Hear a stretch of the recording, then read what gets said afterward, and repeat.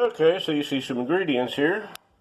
Mozzarella cheese, jumbo can biscuits, pepperoni, and some sauce.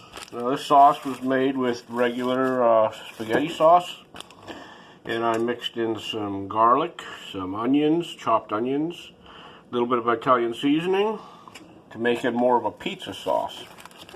Now what did I do with these items? Well, I took the biscuits, I flattened them on a floured board, kind of made them square shaped, loaded them with some sauce, a little bit of cheese, some pepperoni, and I folded them, put them in the oven at 350 for 15 to 17 minutes, and I have calzones. And they look good, and I have more calzones. Because if anyone knows anything about them big cans of biscuits, you get 8. So I made 8 calzones, completely stuffed full of mozzarella cheese, sauce, a sprinkle of Parmesan, and pepperoni. So these are biscuit calzones.